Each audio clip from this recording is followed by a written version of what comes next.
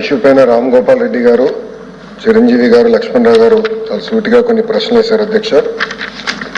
ప్రధానంగా అధ్యక్ష, అడ్మిషన్స్ ఎక్కడ డిలే లేదు. డిగ్రీ కళాశాలకు వచ్చే ఆగస్ట్ 5 కల్లా మేము ఆ అడ్మిషన్స్ మేము పూర్తి చేస్తాము. దాంట్లో భాగంగా పెద్దలు అడిగారు అకాడమిక్ క్యాలెండర్ సిస్టమటైజ్ చేయాలి, ముందరే చెప్పాలి, ఎప్పుడు ఎగ్జామ్లు నిర్వహిస్తాం, ఎప్పుడు ఫలితాలు వస్తాయి, ఎప్పుడు అడ్మిషన్లు చేస్తాం అనేది ప్రకటిస్తే బాగుంటుందని పెద్దలు కోరారు.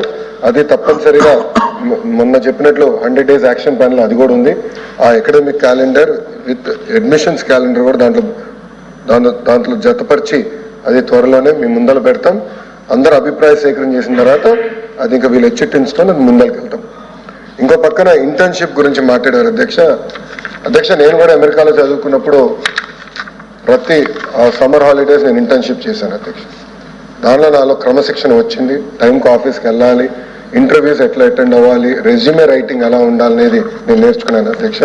నాకు 4 summers ఉంటే 3 summers నేను ఇంటర్న్షిప్ చేశాను అధ్యక్ష. నాకు అవకాశం వచ్చిన ఇతర దేశాల్లో కూడా నేను ఇంటర్న్షిప్ చేశాను. దాని ద్వారా నాలో చాలా గ్లోబల్ ఎక్స్పోజర్ అనేది ఏర్పడింది. మన పిల్లలకి ఇంటర్న్షిప్ చాలా అవసరం. కేంద్ర ప్రభుత్వం కూడా దీనిపైన మన బడ్జెట్లో కూడా నిధులు కేటాయించారు. అదనంగా ఆర్థిక సాయం కూడా చేస్తాం అన్నారు అధ్యక్ష. ఈ ఇంటర్న్షిప్ అంటారు, అప్రెంటిస్షిప్ ప్రోగ్రామ్ అంటారు, ఇది మేము బలోపేతం చేయాలనేది ఎన్డీఏ ప్రభుత్వ లక్ష్యం. అది తప్పనిసరిగా చేస్తాం. మార్కెట్ లింకేజ్ కూడా చేయాలనేది మా లక్ష్యం. అది కూడా పూర్తి చేస్తాం అధ్యక్ష.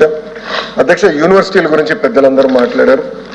ఇదే ఆనాడు చంద్రబాబు నాయుడు గారు గుర్తించి 3200 పైచిలుక పోస్టులు నోటిఫికేషన్ ఇచ్చారు. నాకు తెలిసిన వరకు one of the largest notification. Legal ఇష్యూలో అది ఇరుక్కుని పోస్టులు భర్తీ చేయలేకపోయాం. చాలా బాధాకరం. యూనివర్సిటీ ఛాన్సలర్ గవర్నర్ గారితో కూడా నేను ఛార్జ్ తీసుకున్న తర్వాత కలిశాను గవర్నర్ గారితో. ఇది సీరియస్గా ఆయనతో డిస్కస్ చేశాం. సరైన ఉపాధ్యాయులు లేక ఈరోజు యూనివర్సిటీ ర్యాంకింగ్లు కూడా పడిపోయినాయి అధ్యక్ష. మీరు చూస్తే 50 కన్నా తక్కువ పడిపోయాం. 50 తర్వాత అయిపోయాం మనం. ఒకప్పుడు 20-25లో ఉన్న యూనివర్సిటీలన్నీ ఇప్పుడు 70-75 కొన్నది 100 దాటేసాం. ఆ సమస్య ఉంది ర్యాంకింగ్లో కూడా. అంతేకాకుండా రాజకీయాలు యూనివర్సిటీలో వచ్చినాయి, మనందరం చూసాం అధ్యక్ష. గతంలో వైస్ ఛాన్సలర్ గారు ప్రత్యేకంగా గేట్ కూడా పెట్టించుకున్నారు, ఎవరు పిల్లల దరిదాపులో కూడా రాకూడదని. అవన్నీ కూడా ఇన్ఛార్జ్ వైస్ ఛాన్సలర్ గారు తొలగించారు. రాజకీయాలు ఉండకూడదు, ఇక్కడ పాజిటివ్గా ముందరికి వెళ్ళాలనేది ఒక లక్ష్యంగా పెట్టుకున్నాం యూనివర్సిటీలో. పెద్దలు రామ్ గోపాల్ రెడ్డి గారు స్కూల్ పాలిటిక్స్ ఎలా చేయాలి, లీడర్షిప్ అక్కడ వస్తుందని అడగడం జరిగింది. దాంట్లో బాగా నాకు విన్నపం ఉంది. నేను దీనిపైన చాలా స్పష్టంగా కూడా మాట్లాడాను. పాదయాత్రలో అనేక క్లబ్స్ క్రియేట్ చేయొచ్చు, యాక్టివిటీ బేస్డ్ క్లబ్స్ క్రియేట్ చేసి ఆ క్లబ్స్ ద్వారా లీడర్షిప్ పొందడానికి అవకాశాలు ఉన్నాయి. అది నేను స్టాన్ఫర్డ్లో ఎంబీఏ చేసినప్పుడు కూడా మాకు యాక్టివిటీ బేస్డ్ క్లబ్స్ అనేది ఉన్నాయి. సో అదొక ఆలోచనతో నేను ఉన్నాను. బట్ ఇంకా కరెక్ట్గా 3 రోజులైంది నేను ఛార్జ్ తీసుకుని, సో ఇంకా నేర్చుకుంటున్నాను. బట్ మీ అభిప్రాయాలు తప్పనిసరిగా తీసుకుంటాను.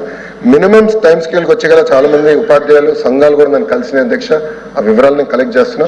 అసలు టోటల్ ఎన్ని సంఘాలు ఉన్నాయి, ఎన్ని రిప్రజెంటేషన్స్ వచ్చినాయి, దాని తర్వాత అది కేటగరైజేషన్ ఆఫ్ డిఫరెంట్ డిమాండ్స్ ఏంటి, దాని తర్వాత ఆర్థికంగా ఖర్చు అయ్యేది ఏంటి, దాన్ని బట్టి మళ్ళీ ఫైనాన్స్ కంకరెన్స్, ఆర్థికం కాకుండా కొన్ని ఉన్నాయి. బేసిక్ ప్రమోషన్స్ ఇవన్నీ కూడా రాజకీయాలు వచ్చి దానివల్ల ఉపాధ్యాయులు చాలా నష్టపోయారు. అన్ని స్ట్రీమ్ లైన్ చేయాలని లక్ష్యంతో